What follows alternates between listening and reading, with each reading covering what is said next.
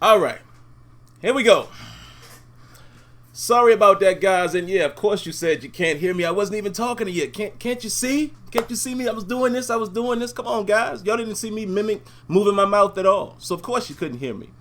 But welcome, man. Appreciate you guys coming through. Sorry for that little late, little snafu right there. I had forgot, guys. Again, listen, I'm not a professional. I had forgotten that I had taken my mic somewhere. It was in my backpack, so I had to run over really quick and plug it in. And of course, since I had already started the stream didn't recognize the mic, and I had to undo it and do it again, and whatever. Okay, I'm here now. So welcome, guys. We're gonna get right into it. Let me take a look at who some of you early viewers really quick. I'm gonna be very brief because I see a lot of you guys are in here, as well as it is late. Okay, so I'm gonna try to speed through this show as fast as I can. I know I say I like to allow up to an hour, but again, it's late tonight. On these late games, it's tough. I don't do this for a living. I go to work. Y'all got to respect that, right? But let's get to it, man. So shout outs to Dragon JZ, G Smithers, Lanisha Hayes, hello Lanisha, Sherman Slaughter, the Pokemon, Minka Fitzpatrick Goat, Michael Alton, Steve Duggins, Michael O'Malley, John Alexander, Robert Ellison, Luis D. Who else we got in here? Nick Boomin, Raka White, Darren Clark, and I'll stop right after Kegels Bagels and Still a Gang. And again, guys, I'm sure y'all don't want to hear me continue to read names. If I shouted you out, great. If not, it's all love. All right, man. Let's talk about it. Before I get into my thoughts, I'm going to do like I always do, okay? I'm going to read to you the first drive offensively and defensively, and then we'll get into the laundry list of issues and things of that nature. What I did tonight, since I was at home watching the game and I wasn't at Leonard's, I was able to note everything on the computer, so you're going to see me look to my right, your left, and read my notes. So let's get into it really quick. Okay, first drive on defense.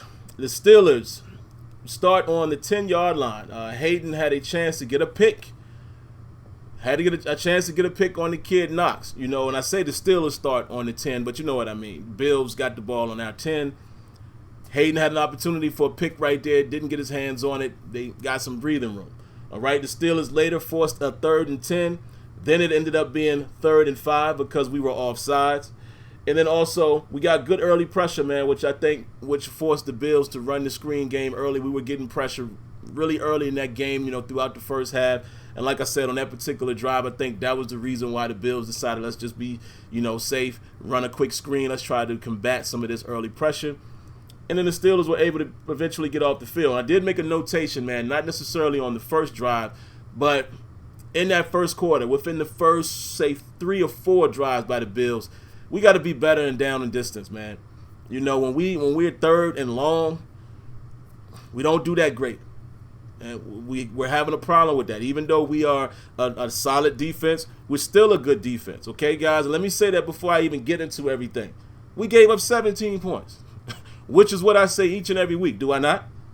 If you can hold an NFL team to 17 points, you can win a game. If your offense can muster 20 to 21 points. So we can't put this all on the defense. They're going to give up some points, okay?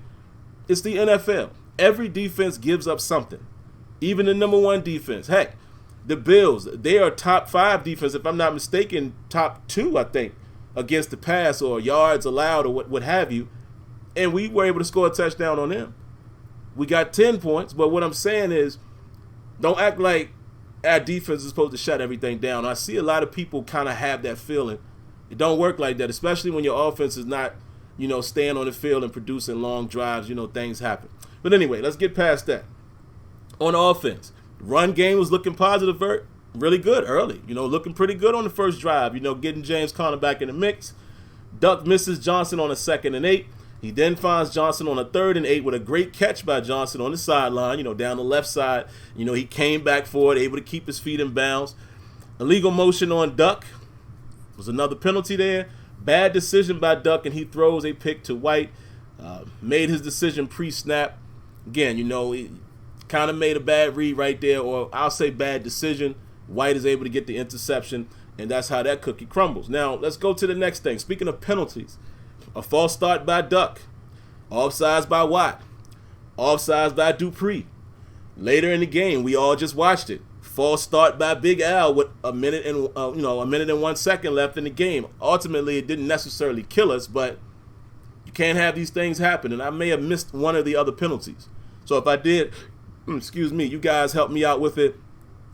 Not too bad. If I'm not mistaken, even if I missed one here, that would be what, 5? Not too bad in terms of penalties, but you would like to see a lot of these things cleaned up, especially when it's things when you're clearly watching the ball. False start, and then on defense, TJ and Bud, they've had their issues with that this year. We got to clean that up. Okay, if we are able to get into the playoffs and things of that nature, our defense is going to have to be as tight as possible because, again, like I said, and I'm going to get to this, but just to give you a taste, like I've been telling y'all, man, this offense is not it, okay? And I know some people think, oh, well, we can win with I get it. I get your mentality, but look at this game tonight. When you're facing a real defense, there's no doubt about it. There's no questions. There's no debating that the Buffalo Bills have a real defense. And look at what happened tonight. Our offense is going to have to at least be able to match that effort, at least put up 17, at least try to put up 20, 21. Didn't happen. And this, to me, gave us a glimpse of what it would look like in the playoffs against good teams. Just my thoughts. All right, so let's go down into the next thing that I noted here. Do you guys realize that the Steelers, and I didn't even notice this, and shout outs to Alex Kazor, man, does a lot of good work over at SteelersDepot.com. Guys, I'm always, giving them my endorsement. It's not like they need it. Most of you guys know SteelersDepot.com. A lot of you guys might listen to the terrible podcast that they do 3 times a week. But needless to say, the great work that they do over there with their research. Before this game, Alex Kazor said on one of their podcasts that the Steelers have 21 consecutive games with turning a ball over, at least once. We did it again tonight. And how many times did we do it? Okay, how many times did we almost do it? Excuse me. That's a bad statistic. And the only thing that's been helping us overcome that this season, our defense, getting turnovers of their own. All right, so let's read some more sequences here, guys. I like to read sequences and changes of events and series, things that like series and back-to-back series and how they played out. So I'm gonna read 1, 2, 3, and that's about it. Maybe 4. Then I'll get into some of you guys' comments. Well, actually, I'll give you my thoughts on the game, and then I'll get into some of your comments. I'll get to your calls. All right, so first thing I notated here, Jordan Berry and his bad punt situation. All right, and this is on the second drive, if I'm not mistaken. Let me read it here. The Steelers need to stop going empty set so much. That was something that I put as a side note. You guys notice that it still seems like, and I get why, but this offense hasn't necessarily changed to, I guess, work in the strengths of each quarterback who's played. Right? Think about this for a minute. We've seen quite a few times. Duck is out there, and of course we saw Mason Rudolph, right? And we see sometimes we'll do a few little different things, like we might run a slightly different looking play action, or, we might do the Wildcat. We first saw that happen against Cincinnati early in the season, and it was successful. But we don't necessarily see a lot of changes, right? For the quarterback who's playing. Now, granted, maybe not all coaching staffs work like that. Okay, maybe not all teams are going to do like Doug Peterson did when Carson Wentz went down a year when Nick Foles was able to win the Super Bowl with the Eagles. Maybe, we're not going to do what John Harbaugh has actually been able to do over there at Baltimore, and definitely this year where they really built around Jackson, but even last year, they simplified their plan. They went with Lamar Jackson's strengths. And not only did they continue to do that, they doubled down this year, and they have really brought everything in to play around his strengths. I don't get that sense from the Pittsburgh Steelers. And I know it's fair for some of you guys to say it's hard to make that adjustment during the year, but like I said, other offensive coordinators have done it. But let me bring it back to my point, because I went off on a tangent a little bit there. My point being, why do we keep going in 5 wide or just empty set so much? Early. Think about it. We did it early in the game, and early on in the game, the run game was working. The Buffalo Bills were 26th against the run. Why were we so pass heavy? And I get it. You know, you want to get out of character a little bit to try to catch a team by surprise, but not so early. James Conner had a nice run right out the gate. Like, why did we start going pass heavy so early and often?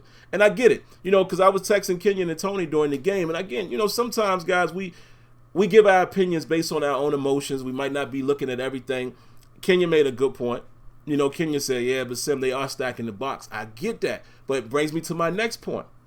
Why do our Steelers always tip off when they're going to run? You know, we very seldom just keep them spread it out. Very seldom do we do that and try to run from spread out sets, or at least shotgun sets. And if we run from the shotgun set, it's always the same play. It's always power, or it's always an inside zone, right? We don't do enough disguising, or at least getting the formation to work in your favor as far as the head count in the box. You know, when they say number 72 is eligible, you already know what's coming. And that's what I'm saying. You can't do that against opponents that know how you operate. If you're going to try to run the ball, like I said, spread it out a little. When James Conner had a little bit of success, it was when we were spread out a little. We was in shotgun. I don't get it, man. But anyway, let me keep reading, guys. So I said, especially early in the game as far as empty set. And then I said the Steelers ended up with a 3rd and long, and on the first 2 drives using it. What did I say? I can't even read my own text in there. I must have put in something wrong. I said ended up with 3rd and long on the first 2 drives we ended up with 3rd and long. Then I said Barry has a 22-yard punt, gives the Bills the ball on the Steelers' 40-yard line. The Steelers give up a 4th and 6 after forcing a 3rd and 18. Again, our defense stepped up, but then we gave up too much and down in distance. And, of course, that was a scramble, you know, by Allen, but we gave him a little too much, and then we give up the 4th down. And there you go. You know, they're able to continue that drive. And then we missed tackles on 1st down from the 11, made it 1st and goal, and then Allen runs in for the score. Okay? So the Bills are up 7-0. My next notation here, I said Steven Nelson comes up with a big interception with under 3 minutes in the half. A big return after that pick was very huge for us because, you know, in the sense that the offense was struggling. That was huge because he essentially got us into field goal range. And then Tremaine Edmonds was called for I'm going to say this, a bogus face mask on Tremaine Edmonds. Bogus. That was not a face mask. And I know what some people are going to say, hey, I'll take it, but I hate that. I hate when the refs are inconsistent, regardless of whether it goes in our team's favor or not, because when that happens, that means they're probably going to blow another call later that's going to go against you. Bogus call right there, but we were awarded 15 yards. And then the worst of the worst happened. Randy Fichtner decides to go Wildcat with James Conner at the 10-yard line. First of all, James Conner hasn't played in several weeks, so it's got to be a little rust there. Second of all, not only are you doing Wildcat, you're doing read option off of it, which I don't recall seeing James Conner do that often. Do you guys? Do you guys recall seeing James Conner do that? Most of the time when we've done it, at least this year, it's been Jalen Samuels who's been doing it. Do you recall seeing James Conner that often running read action? That was a mistake. Johnson fumbles the ball away. We don't get anything there. But here's the kicker. Once again, Marquise Pouncey. Bad snaps. Marquise Pouncey. And let me check my text because sometimes Kenyon and Tony. Okay, sometimes they remind me of something. What's up with Pouncey, man? We've been seeing it all year long. Saw it in the Chargers game. Definitely saw it in the Rams game. And there's been other games. We saw it last week. You know, when Duck had to pick the ball up and eventually throw the touchdown to Johnson. What is up with Marquise Pouncey in these snaps this year? What's going on? All right, so we get into the second half. And here's a long one here. The Steelers come out passing the ball. Duck hits Johnson down the right sideline for a big play. Johnson almost fumbles. Let's not forget that. His ball security definitely concerns me. Conner with a nice run and a nasty juke move on Mike Hyde. Woo, James Conner. I didn't know you had that in you. I knew you had the first shake, but I didn't know you had the shake and the shake back and then shake back again. That was a nasty juke if you guys remember that one. James gave him the business, the super dead leg, right? Beautiful. Then Randy calls the same play action pass to Conner that we ran against the Chargers for a touchdown. Do y'all remember that? How many of you guys remember that was the same play before Collinsworth said it? Remember that? You know, and not trying to give myself any kudos or anything, but I pay attention a lot. And, you know, me and Kenyon and Tony, we do that a lot. They're my witnesses. I text them, and I believe my text came in before Collinsworth said it. But great job. Great job right there, Randy Fiedler. Great job. Okay? So what else happened after that? Next drive by the Bills, they start to move the ball quite a bit, burning us on 3rd and long again. Keith Butler playing zone quite often on down and distance. Okay? TJ Watt comes up with the forced fumble on the drive, recovered by Hilton, and what a beautiful punch out that was by TJ Watt, and tried to get another one later on in the game against Allen, right? Punches the ball out, and Fiedler, let me tell you what Fiedler does. Y'all remember this? Right after that, Fiedler goes back-to-back passes. Back-to-back passes. Duck gets sacked on 2nd down, fumbles the ball. Luckily, we recover. And it forces us into a 3rd and 9, and we then give up another sack. And then there was a bad punt again by Berry. Remember the little line drive punt? So then, I'm going to skip over what I said here about Duck, because I'm going to come back to Duck.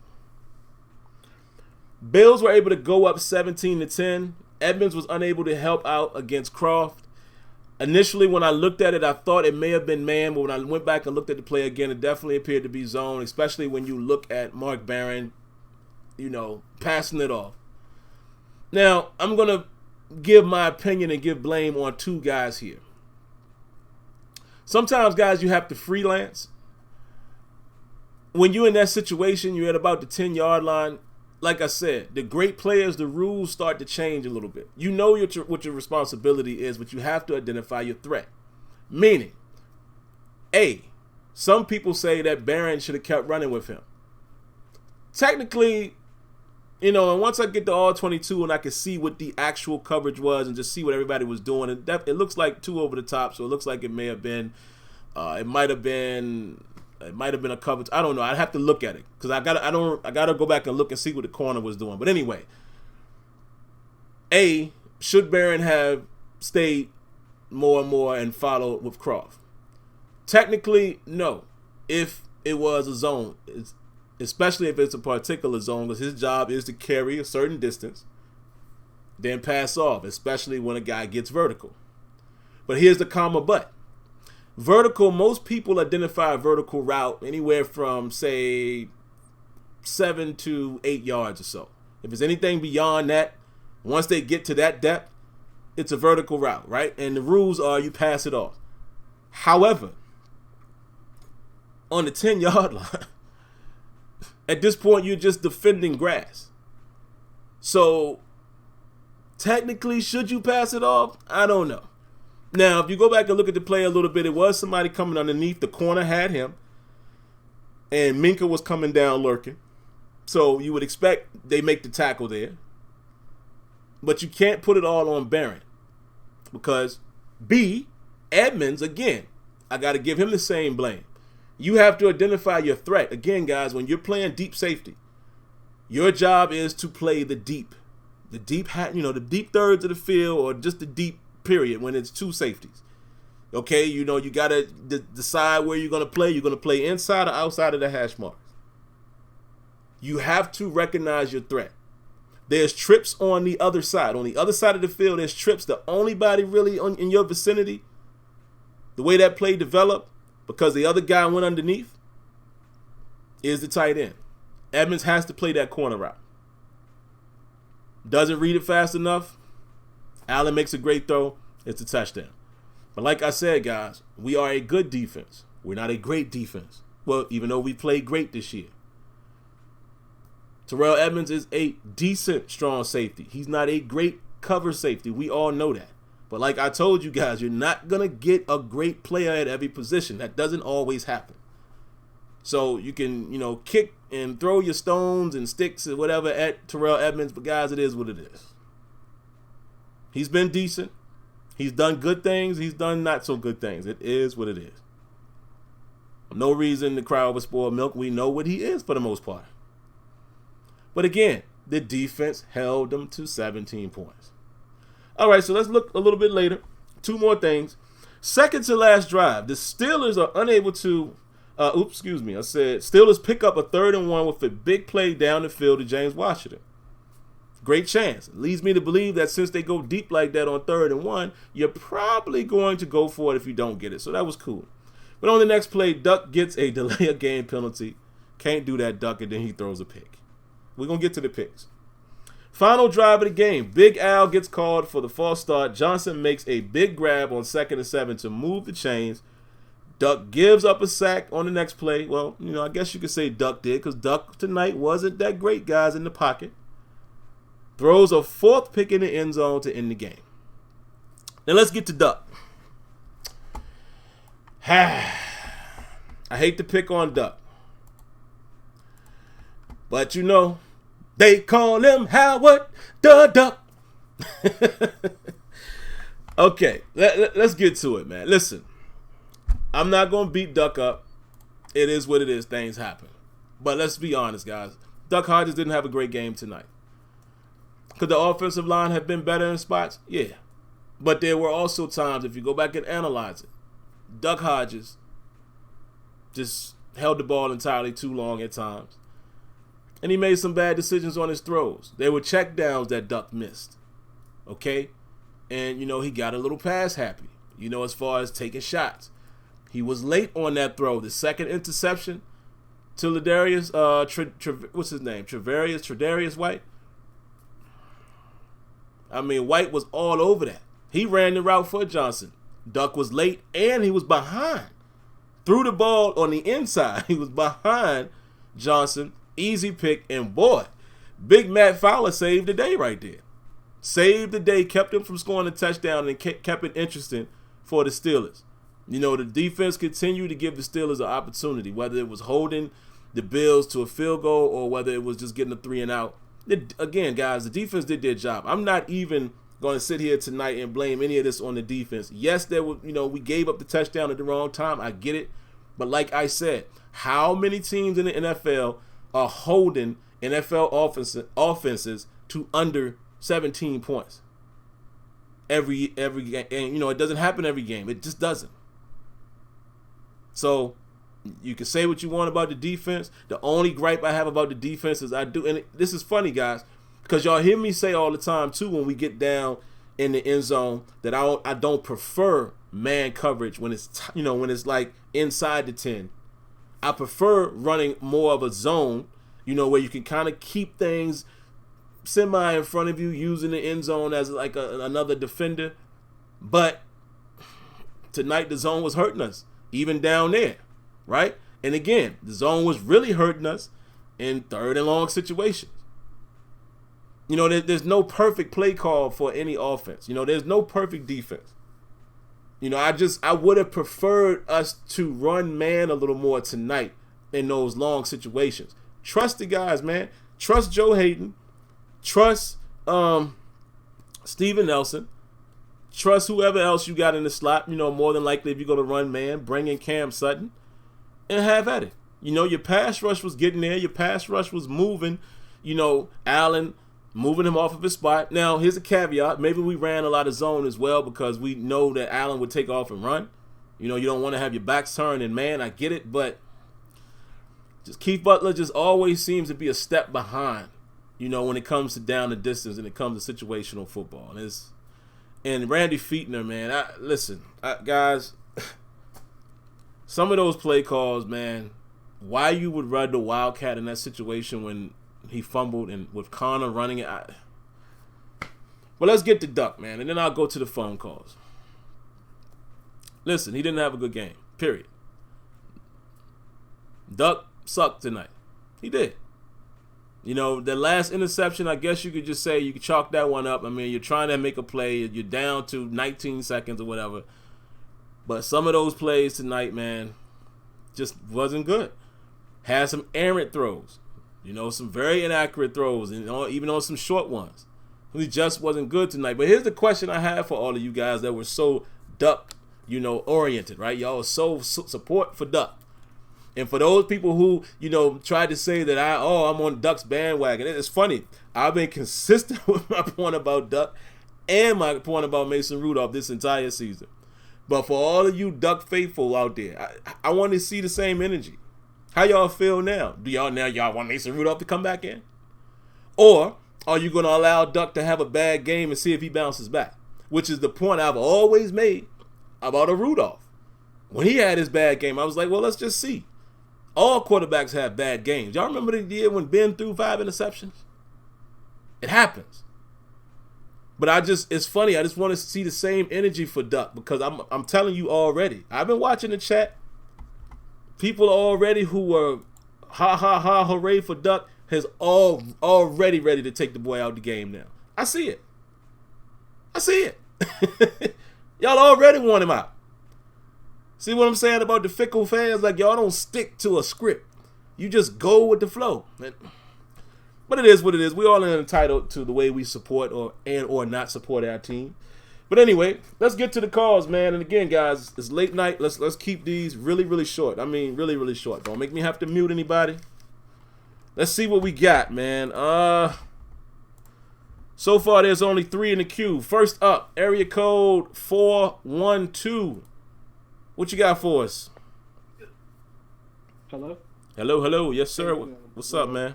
I don't know if you can hear me or not because I can't hear you in a call queue. But my opinion on the game is that you got fire Randy Fichtner.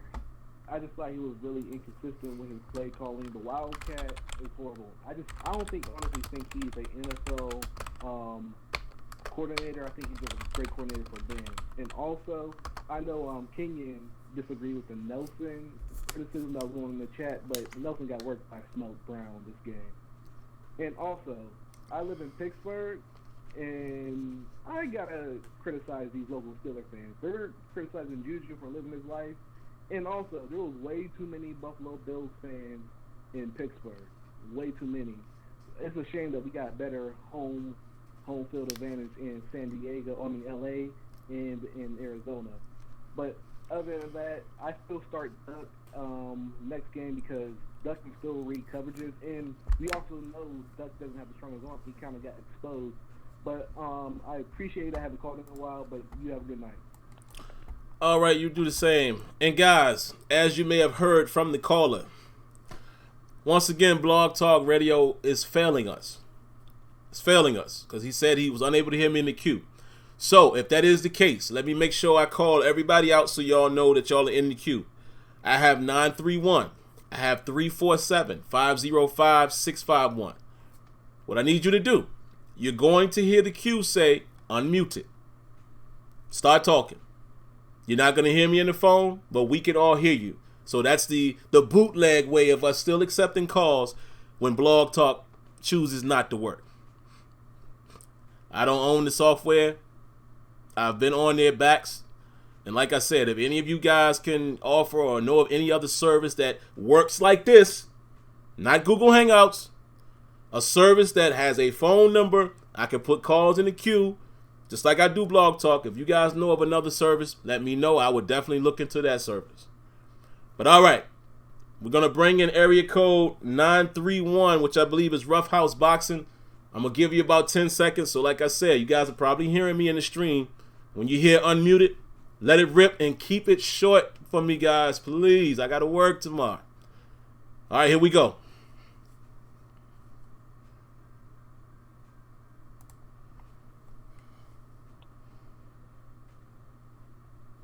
What's going on, Sim? Man, hey, it was a hard night for the boys tonight, man. But hey, we still rocking with them, still riding with them. It's called Steelers. Excuse me. I want to say this, man.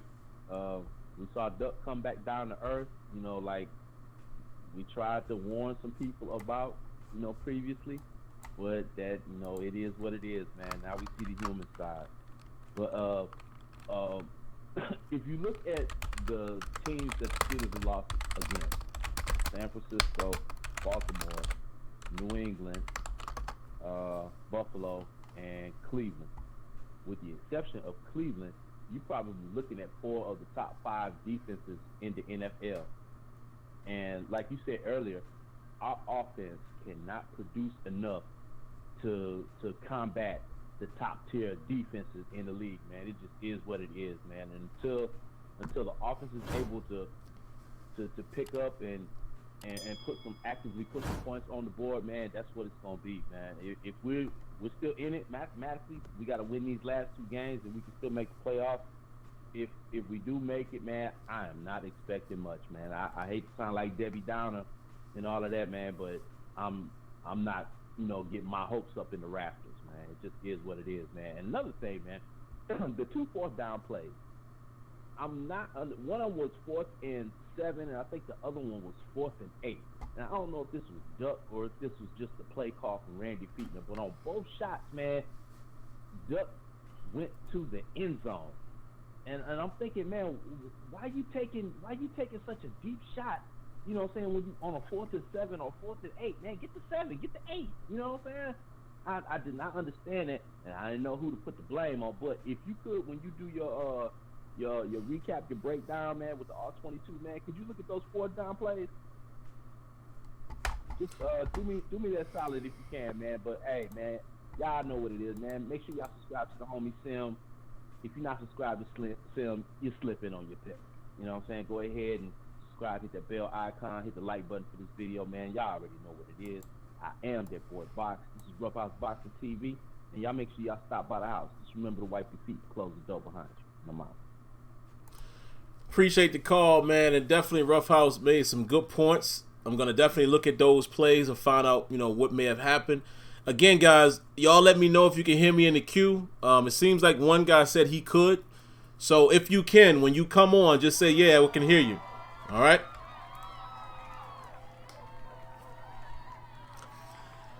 Shout outs to Smitty for the donation. Definitely appreciate that. So once again, guys, he says he hears me in the queue. So if that's the case, I guess we're rocking and we're working. So let's bring the next caller in. It's going to be area code 347. All right. What you got for us tonight? Hey, what's up, family? How y'all doing? This is Ken from New Jersey. So I got a couple things I want to say. Number one, I just think that, it's kind of funny. Like, Duck kind of had the same type of game that Mason had against the Browns, right? 4 interceptions, just inconsistent, turnovers, all of those things. So I think this was a ceiling game. Who has the biggest ceiling? Obviously, the Bills have a very good defense. But moving forward, like, what quarterback has the bigger ceiling? And I think the quarterback that has the bigger ceiling is Mason Rudolph. He seemed like he was a little too tentative and just cautious and just careless when he tried to not be cautious. So I do think that they're not going to go back to Mason next game, but I think they should go back to Mason and just ride with him throughout no matter what happens, just to see what they have. So I think this was a game against a good defense, a playoff team who's solid and who doesn't just make big mistakes. And I think they need to go back to Mason. Duck Mania was great, but it's short-lived. And, let's see what we got there. Go back, and maybe he lets it loose a little bit more, doesn't kill us. And, all we got to do is win these next 2 games or win one and then hope for help with the Titans, and we can still get in. So I wasn't mad about the game. It was, the game plan wasn't really great. A lot of turnovers, but the defense gave up 17 points with 4 interceptions. It's like, what more can you ask for from the defense? Right. Yes, we gave up some runs, but damn, you can't really ask 17 points. That's winning in this league. So, I still feel good about the team. It's an exciting team, exciting year, and damn, I miss Ben Roethlisberger. I hope Steeler Nation really appreciates Big Ben. That's all I got to say. Have a good night. Man, I definitely appreciate the call. And guys, let me take time here to stop and try to reflect on some of the calls. My bad, guys. I didn't do that because I didn't know how the queue was working. I want to try to recall what Smitty was saying about, he says he disagrees with Kenyon about, I think he said he was disagreeing with him about Nelson. Guys, Steven Nelson has been solid. Steven Nelson gave up a deep shot. He was in good position. He got beat a little bit. Brown is extremely fast. We know this, right? Brown was able to run through him to draw the PI. It happens. It happens. He came back for the ball. I mean, I think people start to bug out when a corner gives up a play. He did his job tonight. And he got a play, got one off on him. It happens. But for y'all saying that he got worked, like, I didn't see the work. If I remember correctly, it looked like, okay, that last half of the fourth quarter was when he started giving up a couple. Before that, they weren't even going that way. Or it was very short passes. What about the ones when, it was a catch and a quick tackle by Nelson? Like, give him some credit. Nelson played a good game tonight, man. He gave up a deep ball. It happens. That's just my opinion. Wow. My man said Duck doesn't have as high a ceiling as Mason Rudolph. I want to talk about that really quick. And if I'm forgetting what my man Roughhouse said, forgive me, Roughhouse, but you already know I'm pretty sure I agree with what you were saying. Listen, man. Remember when I was saying to you guys that I like Mason Rudolph more than I like Duck Hodges?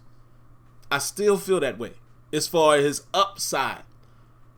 What did I say when I started getting on the Duck Hodges bandwagon all of a sudden? I said, listen, in his time playing, he looks like he's taking more shots than Rudolph. He's not afraid to let it go. He's not afraid to let that thing, take as many chances as he can. Right? But then I also say, the interceptions are coming. Y'all remember me saying that? Leonard, if you listening, please explain to them how much I've said that. Even Leonard texted me tonight and said, you said it was coming. I told you it was coming because that's how Duck plays. He's a gunslinger. And I found out a little more about Duck tonight. And excuse me if I was late on it. Duck arm ain't strong, man. Kenyon to tell you, I was texting Kenyon saying, hey, man, I don't like these floating balls that Duck's putting out there. Very floaty. But again, I'm not ready to throw Duck Hodges in the trash. He had a bad game. If we're going to ride it out with him, I still think this season, Duck is probably our best chance to win because he will let it go. If Mason Rudolph can get his confidence together and read the field, I think Rudolph has a great chance to be a better quarterback than Duck Hodges and be a solid backup for the Pittsburgh Steelers. Will he be the replacement for Ben Roethlisberger in 2 years? That I can't say at this moment. I can't say that about Duck either.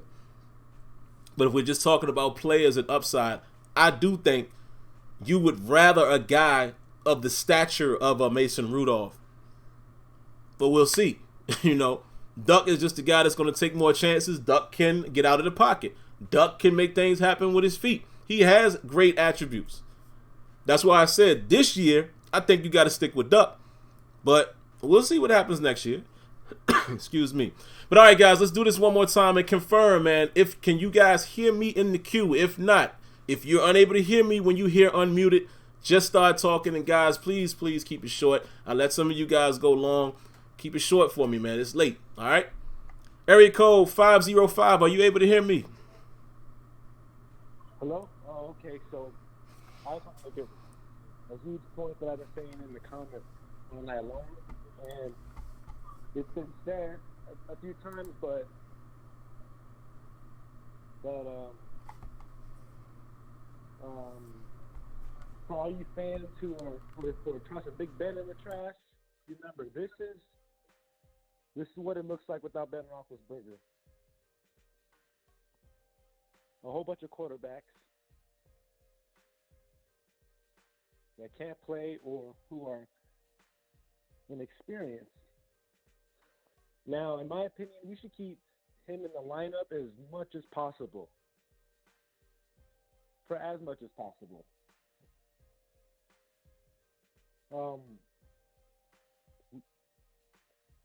I'm sorry. I just had a whole lot of thoughts in my head at once, and I can't really choose what to say. But this defense is great.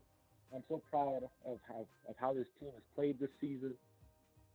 With all the injuries, no Juju, no James Conner for a while. That's all I got. Have a good night.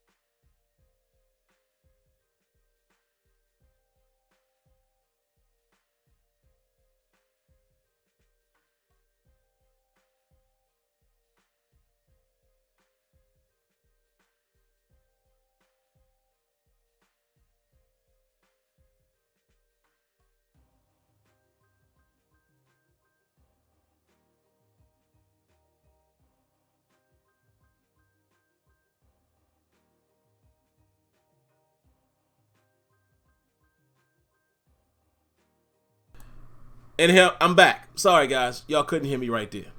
I tried to mute it because somebody said I was too loud with the keyboard, so my bad. All I was saying was this. I've been saying this all season. Ever since, well, I'll say since week 8. Even if we get to the playoffs, we ain't going nowhere. And I'm sorry, I'm just not optimistic. There hasn't been one game this season where I felt that we could do something. I don't think the defense can do it alone because we're going to start facing teams that have good defense as well. If we get to the playoffs, they have more offense. I don't think we will be able to play catch up. Our defense is not going to stop every single offense. It's not going to happen. We're not going to completely shut out the Baltimore Ravens with Lamar Jackson. We're not going to completely shut out the Kansas City Chiefs with Patrick Mahomes. We're not going to shut out Tom Brady, even with the struggling offense. We might, but I don't see it. Are we going to have a better defensive plan if we have to face the Bills again? Offensive plan for their defense.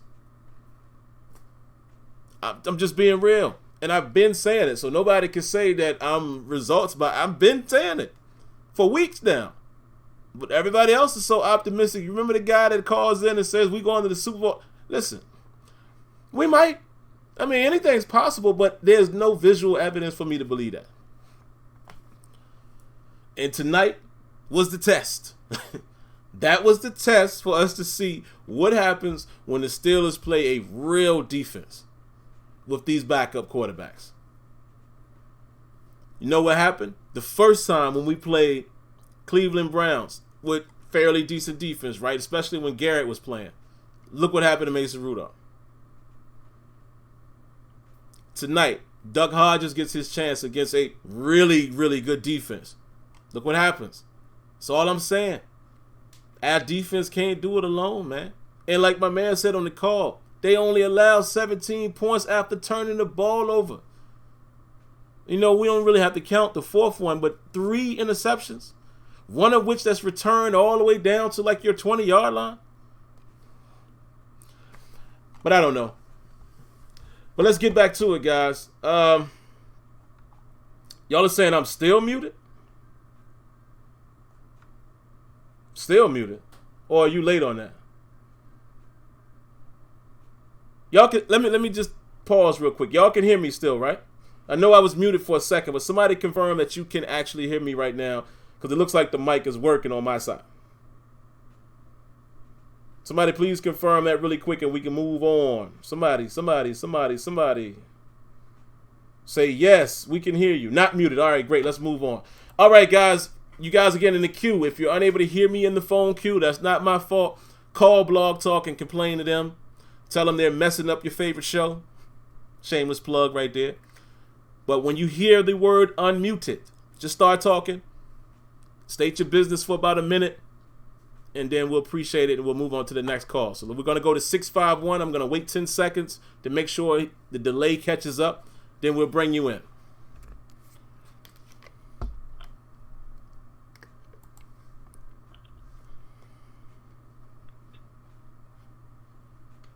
Hello, hello. Hello, hello.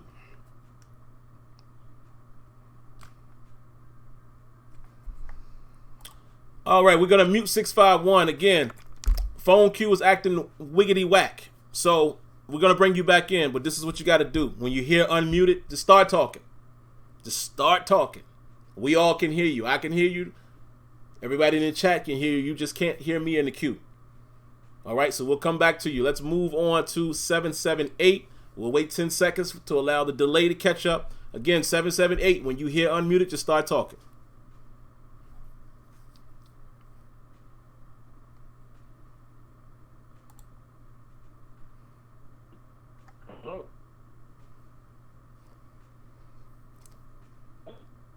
Go ahead, let it rip.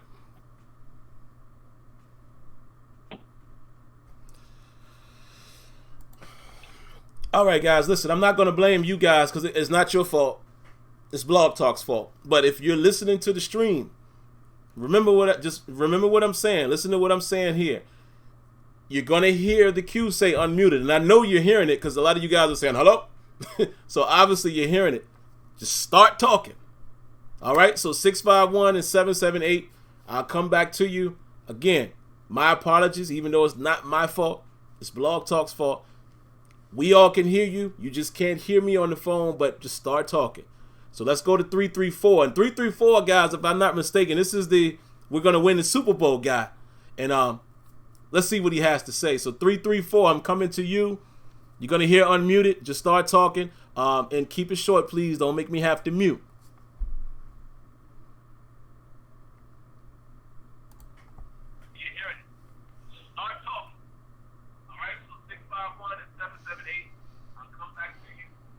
All right.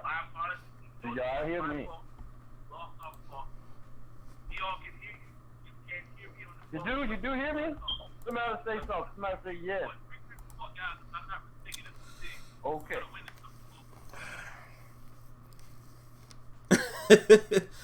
God, this is crazy. Listen, let's do this one more time. Again, I'm not blaming anybody, but as you all have been listening, other callers have been able to follow suit. So I'm going to say it one more time.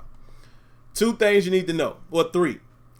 The first thing you need to know is Blog Talk Radio seems to be having an issue. The issue is you can't hear me in your ear on your phone.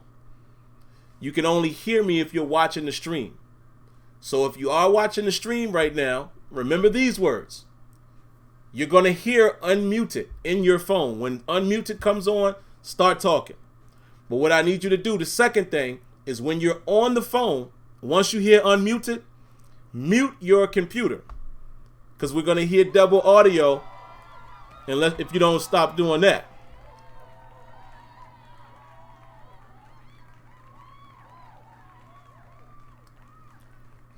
Appreciate that, Jesse George. Jesse George says switch to StreamYard instead of Blog Talk, maybe. Yes. See, I didn't know anything about StreamYard. So I'm going to look into another platform because you guys have been rocking with me for a long time. Y'all know it's hit or miss. And this is something I'm paying for. And I'm pissed off about this because you guys are the ones that's suffering. So again, number 2, what I need you to do is when you hear unmuted, mute your streaming device. So therefore, we don't hear the double audio. All right? And the third thing, you don't have to ask if we can hear you. We can all hear you. We all hear you. I hear you in here through the queue. And the chat can hear you in the stream. The only thing that you're not hearing is me in your ear through the telephone. Everybody got it? All right, so let's move on to area 202. Hopefully 202 heard this. And there you go. So we're going to wait 10 seconds, 202, to allow the delay to catch up. Then I'm going to go unmute. It's super frustrating, guys.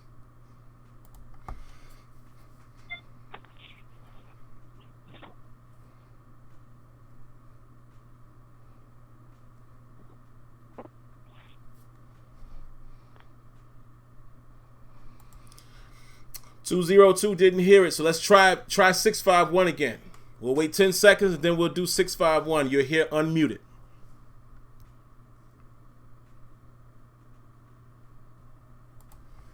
Hello, hello.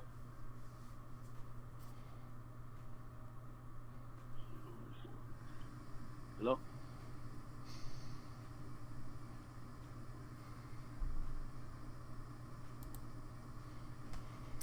All right, let's try 334 again. 334. Let's see.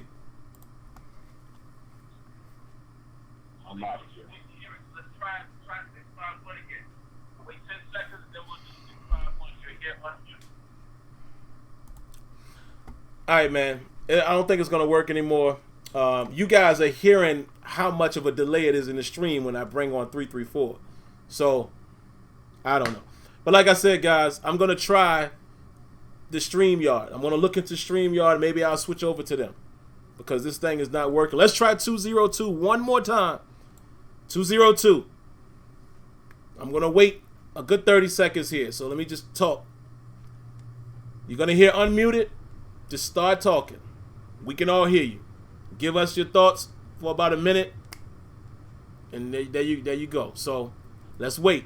Then we're going to bring 202 in. And then after that, if it doesn't work, guys, I'll just stick into the chat a little bit longer. Then I'll be out of here.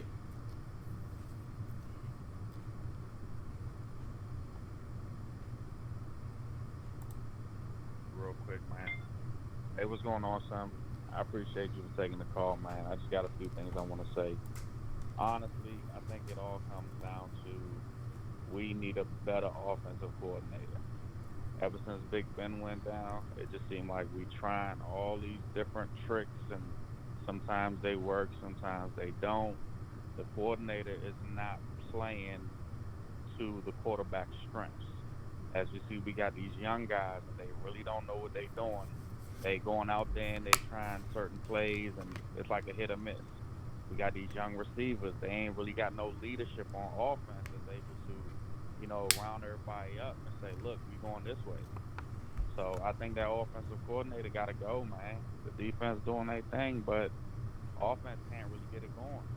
Against teams that's okay with defense, offense is looking all right. But certain teams, like you said, they got real good defenses. Offenses look like they lost out there. Half the routes that the wide receivers is running, it's like they ain't nobody getting open. The routes are bunched up together. They either crossing paths where everybody just like looks stuck. So I think that's what it comes down to, man. All right, that's all I got. Man, 202, I appreciate the call, man. And again, guys, I appreciate you guys' patience. When Blog Talk messes up, I don't want to get frustrated with you guys, which I'm not.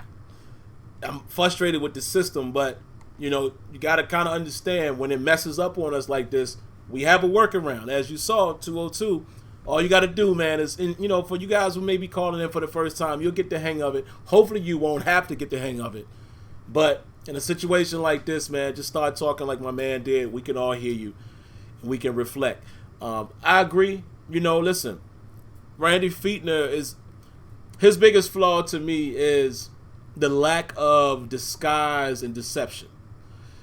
And I don't expect him to be like everybody else, or as far as the guys that I like. I don't expect him to be like Sean McVay or a Kyle Shanahan. But what I would like for him to at least do, borrow the philosophy that guys like Shanahan has.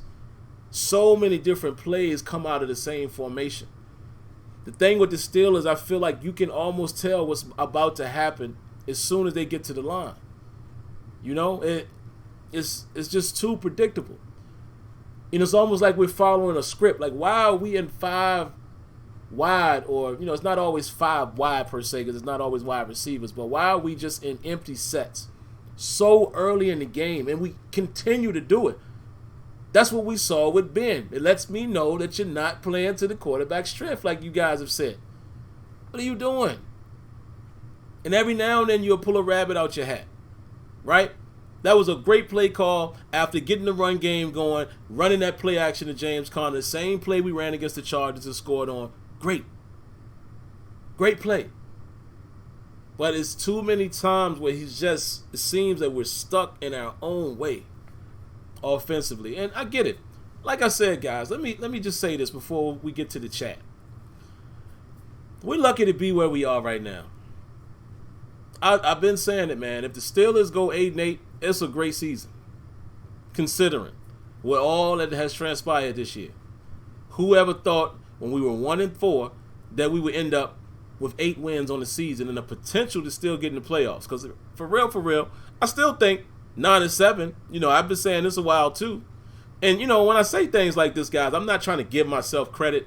I just try to kind of reflect back on things for people who are new listeners. I've been saying for the last 3-4 weeks that I think 9-7 gets the 6th spot, especially after seeing what happened today. Pretty much everybody in contention lost. And that's the reason why, I haven't looked at it, but I'm pretty sure, and you guys can correct me, I'm pretty sure the Steelers are right now still in the 6th spot because the Titans lost, okay? The Browns lost. I don't know who else lost. I think Oakland is still behind us. The Colts are still behind us. We got the tiebreaker on them. So if I'm not mistaken, and you guys correct me, the Steelers are still sitting in the 6th spot. So if we win against the Jets and if we go 9-6 and let's say we lose to Baltimore later and we end up 9-7, I think we might still get in just looking at the rest of the teams who are out there. I think those other teams that are in contention will probably lose another game. The Titans is very well could lose another game. And I think if they lose another game and we win another game, we're there.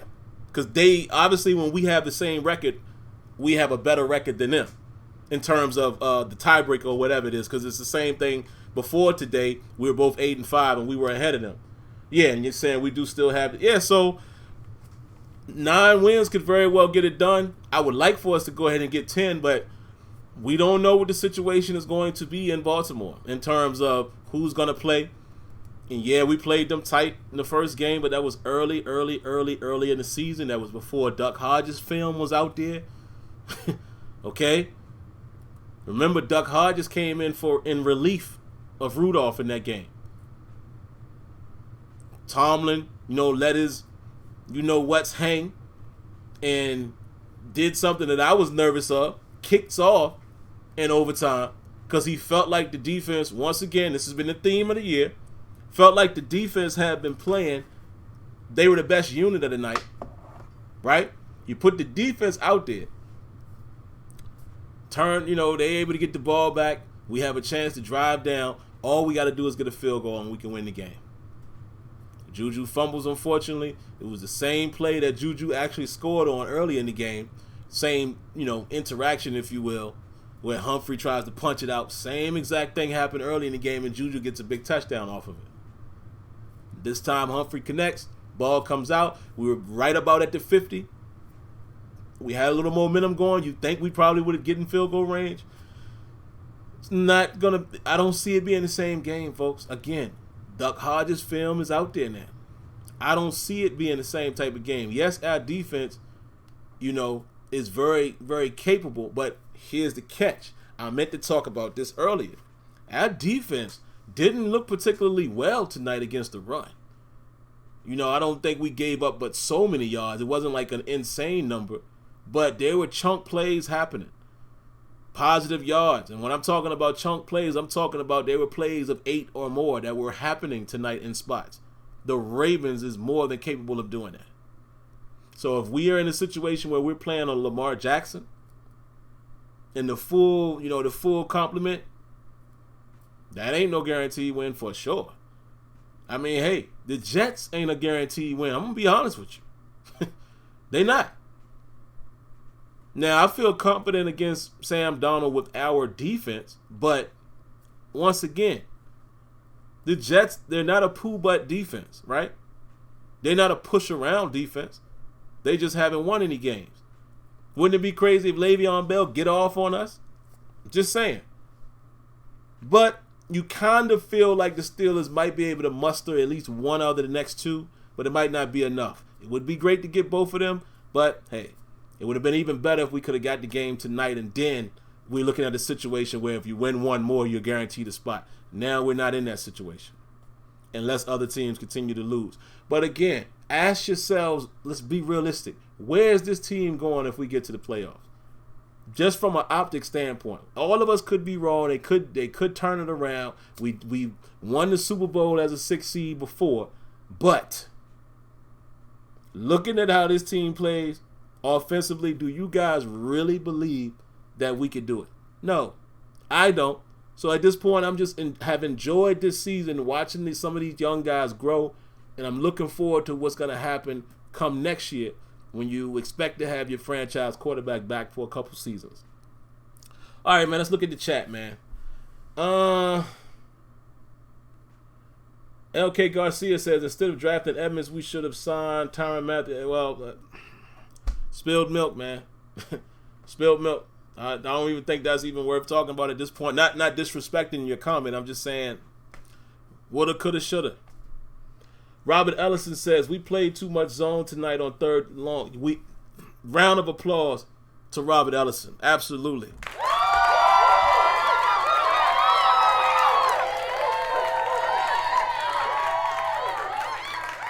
Fully agree with that assessment. You're absolutely right. Ran way too much zone on third and long. Captain Spartan says, Bell would love to have his first Jets 100-yard game against us. He sure would. Let's see, what else y'all got? Darren Dalton says, not giving up on him, but in my book, he just got demoted from Duck Hodges back to just Devlin. Howard the Duck, man. That's what I was calling him tonight. They call him Howard the Duck. What my movie fanatic said. I know y'all seen Howard the Duck, man. Super old movie. But yeah, he was Howard the Duck tonight, man. Came up very short tonight. It just... pun intended if you reference Howard the Duck, and y'all know. The Pokemon says, I'm ready for the season to be over. Sick of watching this offense. Love the D, though. That's what I look forward to. Yeah, man, I feel you, Pokemon, but I'm just, I'm a fan through and through. If we were 0-16, I would still be watching. That's just me. I don't expect everybody else to do that, but I'm going to keep watching it regardless. Like I said, I told y'all, how long ago have I been saying I don't have any expectations on the team? But I'm still watching. I mean... still going to support them, and I'm still going to report on them and do the show. So it is what it is. Sometimes you just got to be realistic and understand what we watching. DMTJ2834 says, I think Tennessee loses to New Orleans next week. If we beat the Jets, I think that might be good enough. But you're right. At best, one playoff win if we even get in. Yeah, I mean, you're right. And to me, that would be stretching it, that we would win one, on the road. But, I mean, we've done it before, but I just don't trust it, man. Just don't trust it. Let's see what else y'all got, man. Ernest Grice says, we have both arms tied behind our back on offense. Don't go crazy. This is not the Killer Bees anymore. I couldn't agree with you more, man. To have real expectations at this point is just, you're kidding yourself, And that's not being a fan through and through. To me, a real fan, and I'm not telling anybody how to be a fan, but a real fan understands what they're working with, right? We understand. Most of us should understand, like, realistically, whether we have different opinions or not. Most of us should say to ourselves right now, this is not a Super Bowl team. I just don't think it is. So what are we? You know what I mean? What is all of the speculation? And come on, man, we know what it is. Debbie says, glad you mentioned the Pouncey snaps and the defense giving up third and longs for Twitter. Yeah, Deb, and hello, Debbie. Got to give you your proper hello. You absolutely right, man. And Debbie did remind me to make sure I say that tonight. Pouncey has been pretty bad this year with his snaps, man. I mean, God, what is going on? I mean, again, in the Rams game, it literally cost us. I don't know what's going on with that. And the third and longs, man, it's like we're getting back into how we felt last year. Like the Saints game. Y'all remember that? Giving up those third and longs, we're just giving up too much. Call Me Stevio says Edmonds is trash. Yeah, man, everybody's gonna have their own opinion. I'm kind of shying away from, challenging anyone's opinion on players, whether they're good or not. So, I'm not going to really comment on those things anymore. I will always give you guys my opinion of somebody organically, but I know we're all going to have our differences. You know, while one guy thinks somebody's trash and the other guy thinks somebody has potential and the next guy thinks the same guy's good. So, you know, I've just learned there's not really a point to argue it, so I respect the opinion there. Stereo X says Johnson equals big play or fumble. He concerns me, man, with his ball security. Afro Thunder, Duck needed that game. Now we can see if he has the poise to bounce back against the Jets. You're right. You're right. And what did I tell you guys? I said we were going to be quick tonight and we were over an hour. See what y'all do to me, man? Knowing I got to work tomorrow. Sherman Slaughter says, where's all this Edmonds hate coming from? Like I said, man, you know, some people see it that way. You know, and when people say a player is trash, everyone has their own reasons and reasonings as why. I would just say this. I believe still that Terrell Edmonds has played better, strong safety play. Emphasis on strong safety, not free safety. He has played better strong safety play than Sean Davis ever did as a strong safety. That's my opinion. Now, some people might say the bar is low there. I'm just saying. I don't think the kid is horrible. We just know what he's not good at. He's not a cover guy. He wasn't a cover guy at Tech. He's more of an in-the-box safety, where we probably should keep him, unless we're doing too high. But we did see some more opportunities tonight where I saw Minka playing underneath. But I don't know what they're trying to do there. A lot of times when we did that, we did rotate Cam Sutton back, but we know what Edmonds is. You know, I don't think he's trash, but he's not a great playmaker. I mean, we all know that. It's obvious. Let's see. Excuse me. I'm going to stay a little bit longer, man. I mean, I'm up now. Nichelle 88. These are mostly young players on the field. They're learning the game at the NFL level. Can't expect this team to go out there and be world beaters every week. Round of applause to you for that comment.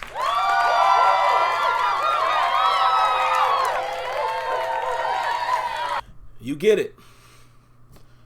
Again, guys, I know we're passionate, but I think Steelers fans get a little ahead of themselves sometimes. You know, we expect a little too much at times.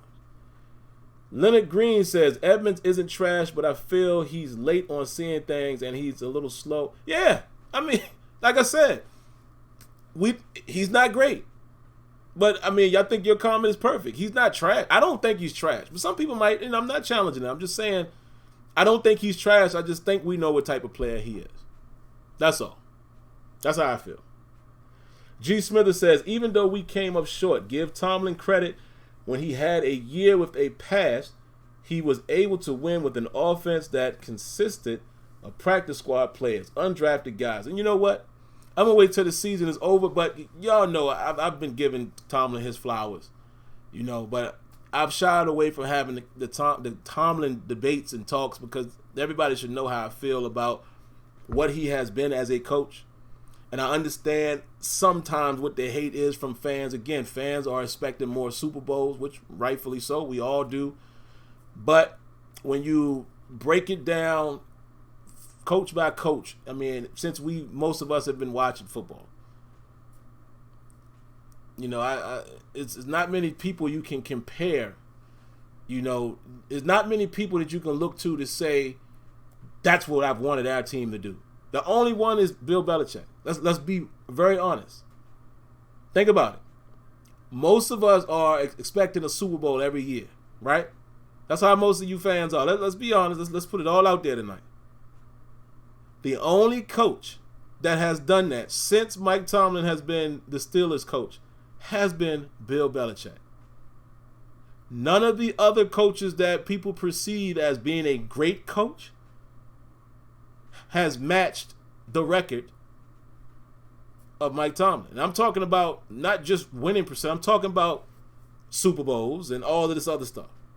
And I know people are going to try to get very granular, and they're going to say, oh, well, he didn't have that team in it. That shouldn't matter. Teams change with every coach every year. There's been one mega coach since Tomlin has been in the league, whether, you know, you guys want to say they cheat or not, whatever. either way, if they cheating, then the rest of the teams ain't doing what they doing. There's only been one mega coach. All the other coaches that I like, they're in the same boat. I think Andy Reid is a fairly good coach. You know, he seems to always be able to produce offense and get his teams right there. Hasn't won a Super Bowl. I like Sean Payton. I think he's a good coach the way he runs the Saints. He has won. Doug Peterson popped up on the scene as being a decent coach, right? Some people are going to say, well, he's just getting started. No, he's been a head coach before, remember? With not so good of a record. McVay, very early in his career, but even if, because people pull that name out there, well, what about Sean McVay? Well, what are they doing this year? Had a rough start, got obliterated by the Cowboys today. Where they going to end up? Pete Carroll, another good coach, I think, as far as how he handles his organization, always keeping the Seahawks right there with minimal talent, if you will. They got the quarterback in Russell Wilson, but you could arguably say they've been a little rough around the edges as well, patching up their defenses times, losing some of their best players. One championship, got to 2, should have won 2, but you decided to pass on second down instead of handing it off for 1 yard to one Marshawn Lynch. Bad decision. But does that make him a bad coach? No, I still think Pete Carroll's a great coach. But again, let's match the records as far as championships. Who else is out there? Don't throw me another name. And all I'm saying is, this is not any defense of, like I told y'all, I'm not getting into that battle no more. I'm just trying to prove that the expectations that we have as Steelers fans, there's only one football coach who has matched our expectations if they were coaching our team since Mike Tomlin has been there, and that has been Bill Belichick. Everyone else would have fallen short. So there you have it. John Harbaugh, got to give him credit in Baltimore. How many rings he got? He has a chance to win this year. We'll see. But it's taken a while. It's taken a while, right? I recall them having a 5-11 season. I'm just saying. Again, let me get off the coach thing. I went off on a Wade tangent, but I'm trying to get you guys to look at it from a different perspective, not just Mike Tomlin. Look at it from a league-wide.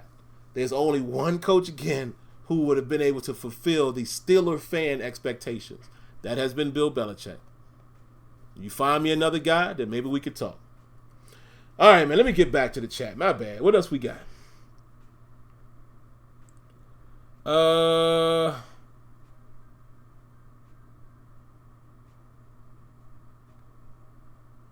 Smitty said there's only 3 coaches in the NFL that have been to multiple Super Bowls. Mike Tomlin is one of them. Hey, man, I rest my case.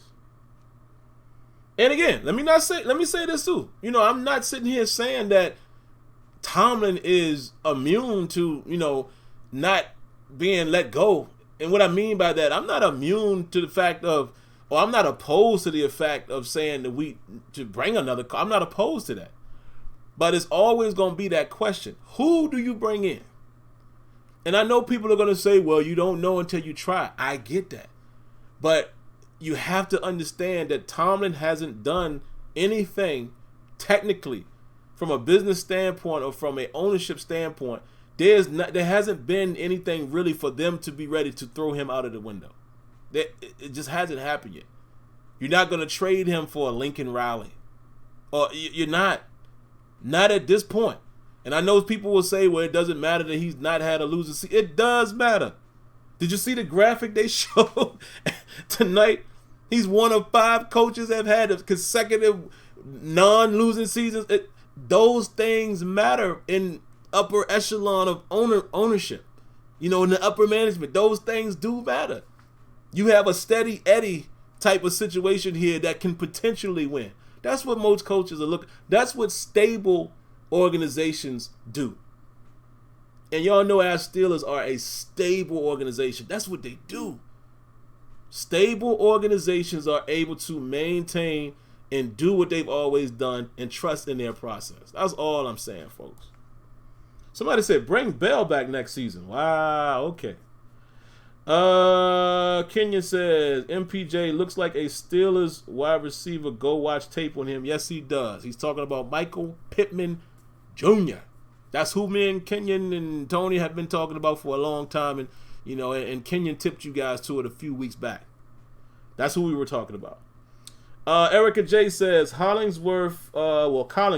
I'll correct it there for you. You said it's best if Tomlin is let go. He will be picked up in 15 seconds. Pretty much. Jamal Washington says, thank you. Tomlin is not the problem. It's Randy. That's another thing, man. One of you guys early in the chat, like when I had the preview out there before the show started, I did see somebody say, Tomlin must go. Why run the Wildcat? Now Mike Tomlin is the offensive coordinator. I don't know. Sean Brigode says, if Ben wasn't hurt, I think Johnson and Washington and Juju all have 1,000-yard seasons. Perhaps, but that's a little... You asking for 3 wide receivers that have 1,000 yards? That's a little stretch there, buddy. But I agree with what you're saying. I think the air raid, if we aired it out the way Ben wants to do it, I think there would have been more opportunities because, again, Ben is a been there, done that type of guy. Ben would have probably thrown some picks, too. We know he does it. But at least he's a been there, done that type of guy. He reads the film a lot faster, processes it a lot faster. Right now, sitting at 8 wins, is it safe to say? I'm not stretching it here. Is it safe to say if Ben Roethlisberger was playing this season with that defense, we probably would be at 10 wins by now? And I'm being modest. Safe to say that you could see that at least 2 more games we could have already won. So we'd probably be cruising into the playoffs if Ben would have played versus these guys. Because, again, Mason Rudolph played decent in a couple games, had a horrible game against Cleveland. It was a winnable game if he doesn't turn the ball over 4 times. Duck Hodges tonight, technically this was a winnable game. Again, it was a 7-point margin. Don't turn the ball over 3 times. We're not going to count the 4th one because the game's over. Don't turn the ball over 3 times.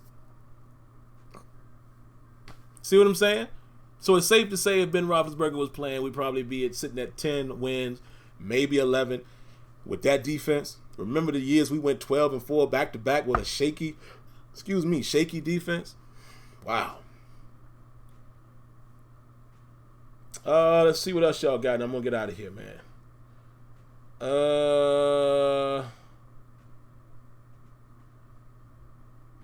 LK Garcia says, Mason and Duck haven't passed to the tight ends when they open, only when there's a defensive player waiting to hit them. That is true. We haven't used the tight ends much at all this year. And like I said tonight, man, if you go back and look at Duck left a lot of checkdowns on the field. Diggy says, a healthy Ben, absolutely. But the way Ben started, I don't know. All right, let me give y'all this. It's fair to say the way Ben started. But Ben went down in the second game, if I'm not mistaken. In the first half, right? Or was it the second half? Either way. New England gut punches early. But New England is right now the #1 defense in the league. So consider this. You got Ben Roethlisberger and you have a unsure James Washington. We don't know what his second year is going to be. Still hadn't come around quite yet. You have a unproven Deontay Johnson, right? The only guy you had was Juju Smith-Schuster that was been there, done that.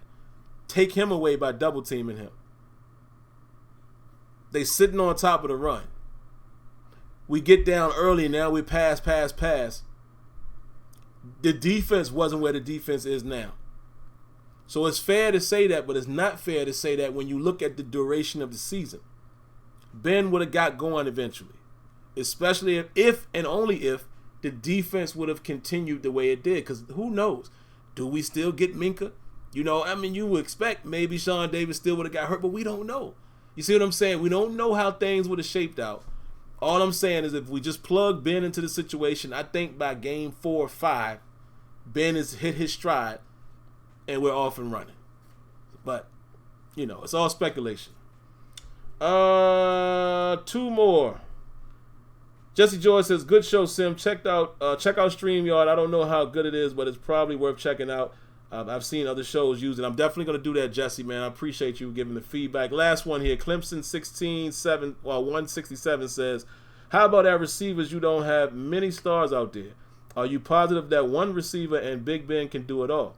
Well, again, let's be fair to these guys. James Washington has emerged as the downhill threat, the down the field threat. He has emerged as that guy, the deep threat. Sure hands. He has emerged as a combat catcher. Deontay Johnson is peaking on offense. We're starting to see what this guy can be offensively. So you would have had these two guys who, assuming that they would have continued to heat up, and Juju when Juju was healthy, that's a pretty decent core. Again, all speculation, but I'm just assuming everything else played out the same, but we have Ben Roethlisberger at the helm. Meaning, James Washington would have still come around. Deontay Johnson would have been electric. Juju Smith-Schuster would have been what he was before his injury. Think about the early games, and think about if Ben was throwing the ball out there. Ben would have more than likely gotten Vance McDonald into the fold. Perhaps Nick Vannett. Yes, I do feel comfortable that with the young receiver core that we have now, if we build off of their efforts, get Deontay Johnson, get that ball security a little better, will we still have Ben? Ben would have loved a guy like Deion Kane. Again, just assuming everything would have went the same way. Would have loved a guy like Deion Kane. Know he likes those big, tall receivers. Yes, I do think with this defense, with Ben Roethlisberger manning the ship instead of Duck Hodges and or Mason Rudolph, I do like our chances. Because Ben, again, it would be the Russell Wilson effect. Russell Wilson didn't have great receivers around him. He had decent guys. Even now, Tyler Lockett is probably his biggest threat. Metcalf is coming around. Metcalf has fumble issues. They haven't really worked Josh Gordon into the fold. So it would have been the same situation. The quarterback makes the game, man. When Russell Wilson got guys like Disley out there catching touchdowns. That's all I'm saying. Quarterback makes it happen. Bills win. Thanks for letting us know, Pot Roast. We appreciate that. But all right, guys, let's get out of here, man. 12:54 a.m. and I got to get up at 7. That's enough sleep, but, I'm still going to be a little tired. But anyway, before you guys go, I definitely want to thank everybody for tuning in tonight. I do apologize that Blog Talk gave us the Heisman Trophy tonight, kind of pushed us away and didn't work the way we wanted it to work. But at least some of you guys were able to still get your voices heard. I appreciate that. So thanks all of the callers and all of the viewers. Again, if you are new, do this. Make sure you do that. Give a thumbs up, give a subscribe, and cut on the notification button. That's very simple. Very simple 3 steps there. Make sure you do that. Outside of that, guys, be sure to share the stream with others, other fans, friends, whoever else you think would love this environment and love what we do here. Please bring them on. I want as many people as possible being open and honest about that. And also, like some of the guys did here tonight, if you want to donate before the show is over, click the $ in the bottom right corner, and there you have it. It will allow you to donate via YouTube. If you prefer outside of YouTube, which I'm being open and honest, I prefer that because it gets, 1 second. Let's give a shout out to Sean Brigode for subscribing. We definitely appreciate that. Thank you, thank you, thank you. But like I said, I definitely prefer outside of YouTube, and a lot of you guys have donated that way. So shout outs to all of you who've done it. You know who you are. But I do prefer that because it keeps YouTube out of my pocket, right?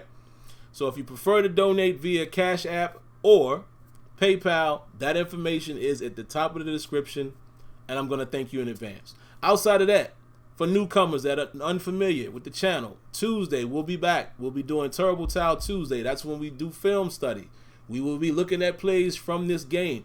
Bring your plays with you. So let me know in the chat that night if there's plays that you want me to show. Throw them at me, and I will try to find them, and we'll look over them. But that begins at 7:30 p.m. Eastern Time, sharp. Or if I'm a little late, forgive me. But most of the time, it's right at 7:30. So definitely come around and do that. And let's give another round of applause to Damian Lopez again, man. I appreciate the subscriptions coming through. Love you guys for that. But yeah, I'll see everybody on Tuesday. We'll look at some film. We'll talk about the upcoming opponent in the Jets. And let's be open and honest again with you guys. I have not been good this year with the pregame show. Like I said, guys, I don't do this for, it's not my full-time job. I have a full-time 9 to 5. I do this as a hobby. I would love this to be full-time one day. But I say all that to say that sometimes I can't meet the demand of doing this and doing that because, life and duty calls. If this was my full-time thing, it could make a little more adjustments. You understand what I'm saying? So pre-game shows have been hit or miss, but you can always count on the post-game. Definitely can count on Turbo Towel Tuesday. But all right, I'm going to bed. Hope you guys have a great night. We lost. It is what it is. But we'll talk about it on Tuesday. So catch you guys later. 90 seconds. And thanks. They're about to run us off, Blog Talk, as you hear it there. Thanks for tuning in to the Turbo Towel post-game show. Catch you later. Peace.